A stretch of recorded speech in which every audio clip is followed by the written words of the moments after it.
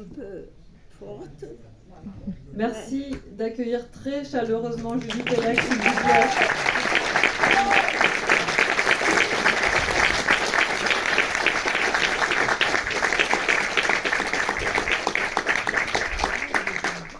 Judith, avant que vous ne présentiez le film, peut-être je vais dire un mot de remerciement parce qu'on a travaillé à cet hommage qui débute donc avec notre projection de l'éveil avec des partenaires précieux. Je pense notamment à nos confrères de l'archive de Budapest que je remercie très chaleureusement d'une part de nous avoir permis de redécouvrir votre œuvre, de m'avoir permis de découvrir votre œuvre grâce à la projection à Cannes Classique à laquelle vous étiez présente en mai dernier. Et le film qui était montré à Cannes, La Dame de Constantinople, sera montré samedi en votre présence et sera suivi d'un dialogue avec vous. Vous avez beaucoup de choses à dire, j'ai l'impression. Donc venez s'il vous plaît samedi voir La Dame de Constantinople, la première fiction réalisée par Judith à la fin des années 60 et qui sera donc présentée avant le dialogue que vous aurez avec Damien Marguet. Et puis je tenais aussi à remercier l'Institut hongrois qui nous a soutenus dans ce programme et votre invitation. Merci d'applaudir l'Institut et le NFI, s'il vous plaît.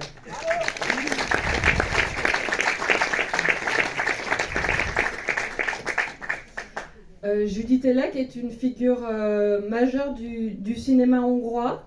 Elle a été l'élève du centre dramatique et de cinéma de Budapest, élève d'une promotion très fameuse, celle d'une année très fameuse aussi en Hongrie, celle de 1956.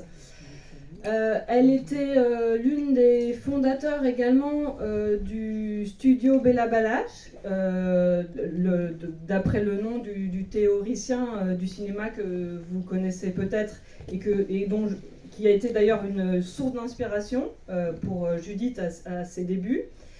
Le studio Béla Balázs, ça a été un moment important pour le cinéma hongrois puisque c'était un espace vraiment de liberté où on pouvait expérimenter et faire des documentaires. Judith, vous le savez peut-être, a été une pionnière du cinéma direct. Avant de passer à la fiction à la fin des années 60, elle a derrière elle une œuvre conséquente et tout au long de son parcours en cinéma, elle a eu à cœur de faire de cette entreprise une sorte de quête de vérité dans un pays dans lequel on avait beaucoup tendance à réécrire l'histoire. Vous avez voulu, au fil de vos films, pouvoir donner votre version et votre vérité.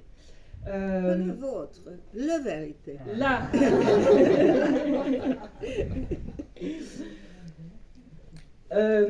Donc peut-être ma première question, c'est comme on a beaucoup échangé sur la programmation et que vous êtes quand même pas mal intervenu aussi dans les choix de programmation, peut-être vous pourriez expliquer au public ce qui vous a guidé dans ces choix. Oui, j'ai éliminé pour ce programme des films documentaires qui sont assez connus dans le monde et même en France. Parce que mais c'est aussi cher à moi que les autres. Ça, c'est mon enfant aussi. Donc, je ne fais pas une discrimination. J'ai fait des choix de choisir les films fiction qui ne sont pas connus en France. Avec beaucoup de raisons. D'une, avec des raisons politiques.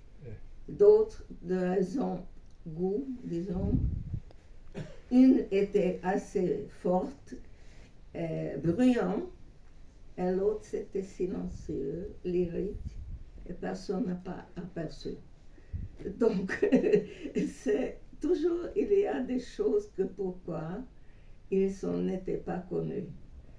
Et maintenant, j'espère de maintenant, ici, dans cette salle, ça, c'est une fête. Parce que ça, c'est une première français pour l'éveil. Jamais n'était pas projeté pour les publics français. Donc, pour moi, ça qui est tellement engagé, même c'est un film fait de coproduction française. Mais c'était un film sur un adolescent, comment c'est passé, avec beaucoup des éléments, disons, autobiographiques, parce que j'ai écrit un roman, disons, un petit roman mince comme ça, mais c'était édité à 63. J'étais encore dans l'école de cinéma. Et après, ça, je ne sais pas quelle année exactement j'ai réalisé de l'éveil du film, mais après many times, c'est-à-dire beaucoup d'années après que sorti de livre, et je pense que ça a été bien fait parce que le terme est de projeter de moi et ouvrir de moi, ça il faut une certaine maturité de le faire. Et maintenant, c'est éloigné parce que je suis vieille, donc c'est de temps pour parler des adolescents. Et je crois que vous verrez que c'est très vivant maintenant et très actuel, comme toutes les choses sincères. Et quand je suis droite comme un couteau dans la café, donc je ne peux pas autrement. Ni des histoires, ni des vies privées, ni de l'amour, ni de révolution. Donc, c'est pour moi toutes les choses qui sont, j'ai vu ou étudié, ou vécu, ou les vécu les autres. Donc, c'est tout ce qui est autour de moi, c'est mes thèmes. C'est le devoir de le faire. Et j'espère que ça vous comprenez aussi profondément comme j'avais présenté. C'est tout ce que je veux dire avant du film.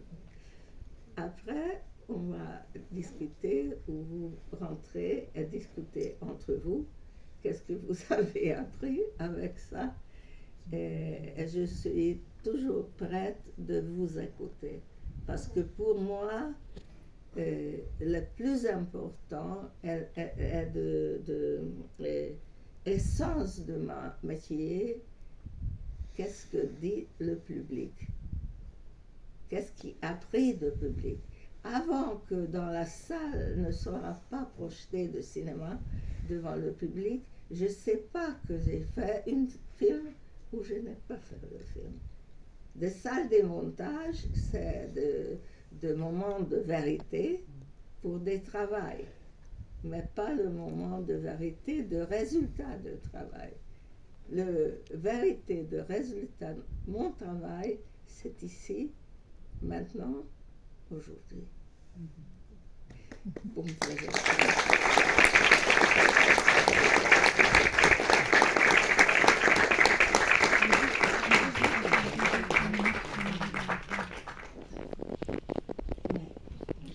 Vous avez compris que Judith Elec souhaite assister à toutes les projections. On lance la projection dans 1 ou 2 minutes. Thierry, c'est tout.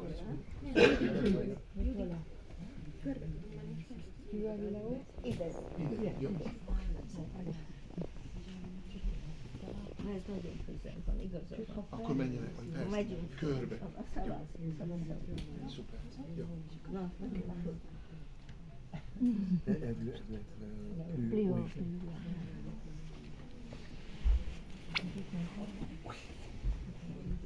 Donc je travaille avec